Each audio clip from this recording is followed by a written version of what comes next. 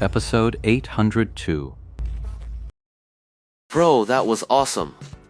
Seeing the wolf pack flee, Shi Jiyang finally let go of the tension he'd been holding. Man, what a relief. Not only did they crush their longtime rivals in the dungeon, but today they finally turned the tables in PvP, an area where they'd always been at a disadvantage.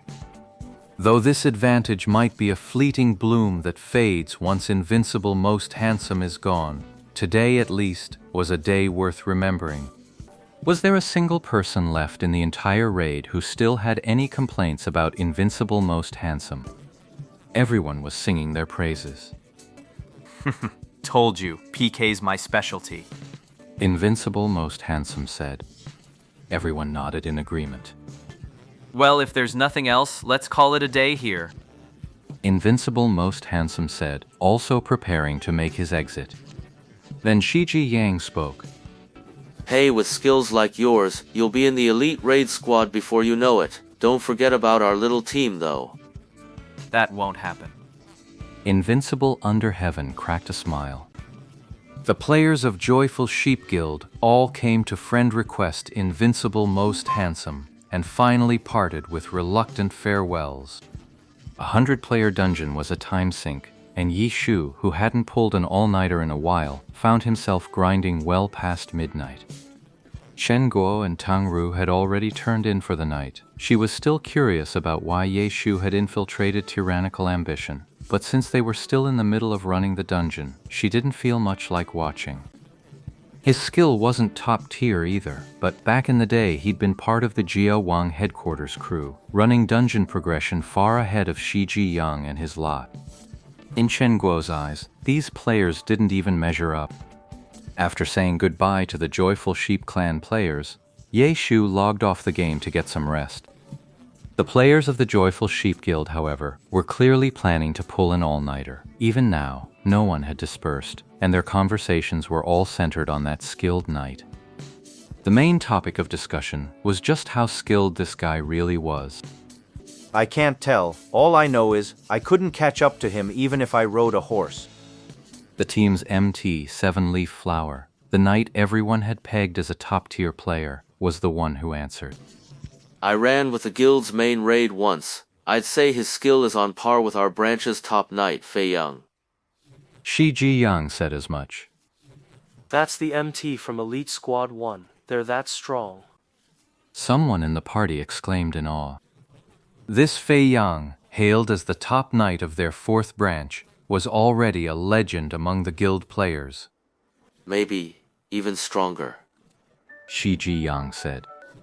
Oh, why do you say that? Seven Leaf One Flower asked. If you really want to gauge a tank's skill, ask a cleric. Though healing Invincible Most Handsome kept me on edge, it was mostly because I didn't trust him at first. Now that I think about it, overall, he never made a single mistake that required us clerics to fix. We just needed to do our basic job. Shi Jiyang said. Shi Jiyang's analysis earned unanimous agreement from the other clerics in the team. They all chimed in, saying that with a tank like that, being a cleric would be so much easier, so much more enjoyable. Praising another knight right in front of their own MT was a bit of a slap to the face, but Seven Leaf Flower himself was a magnanimous man who genuinely admired Invincible Handsome, so Joyful Sheep's players didn't hold back. As for the off-tanks, third tanks, fourth tanks, if the main tank was being overlooked, they were even less than a passing cloud. After that round of conversation, everyone was thoroughly impressed. Shi Jiyang didn't want to dampen their enthusiasm, but if he didn't speak the final outcome, it would gnaw at him like an unfinished thought. In the end, Shi Jiyang had to call everyone to face reality. A master like that was unlikely to stay with their team. Clearly, many in the team had harbored this worry for a while, and hearing the guild leader say it out loud only deepened their regret. The first half of the night had been a wave after wave of climax, pushing them to the peak of excitement. But hearing news like this now, everyone couldn't help but feel a pang of disappointment. Finally, someone let out a listless sigh, and the chat just fizzled out. Still, word that Shi Jiyang's group had cleared the Sky Tomb tonight eventually spread through the guild. The guild had plenty of 100-man teams, and plenty of them were stuck at the Sky Tomb, just like Shi Yang.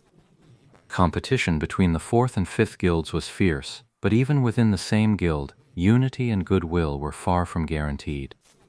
This whole gaming thing, at the end of the day, it's all about comparison to make it fun. Comparing levels, skills, gear, anything you can compare. Now that the Shi Yang Guild's dungeon progress had reached a new milestone, its players were naturally eager to share their joy with everyone else. The channel was flooded with voices, congratulations, envy, requests for advice, you name it. Shi Yang also received a message from the 4th branch president at that moment. The Sky Tomb's open? Shi Yang let out a reluctant sigh. He'd hoped the guild leader wouldn't notice this little matter, that he'd just forget about Invincible Most Handsome for a while. Maybe then they could still squeeze a few more days out of the expert.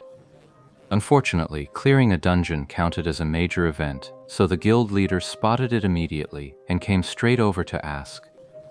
How did Woody react to Junlang? The guild leader asked, and Joy Sheep took a deep breath before telling the truth. Thanks to him, we wouldn't have made it otherwise. So Joy Sheep recounted Wudi Zui Junlang's brilliant performance, along with what happened after the dispute with the 5-branch wolf clan in the arena, one detail after another. How strong do you think he really is? The guild leader asked one last time. Not inferior to Fei Yang. CG Yang answered thus, and that was no small praise.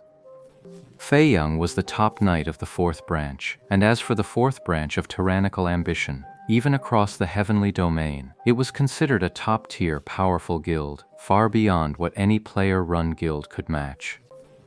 The only ones who could be stronger than them were the main branches of the club guilds. That made the guild's top knights standing in the heavenly domain crystal clear. The guild leader offered no response to Shi Yang's glowing praise. Hey, is he still around? He logged off. We'll talk about it tomorrow then. Yi Shu had gone to bed late that night, but he didn't sleep in too long the next morning. When he got up and ran into Chen Guo, she immediately asked him how things had ended the night before. That's a bit much. Hey, what did those guys have to say for themselves? Probably prostrating themselves in awe.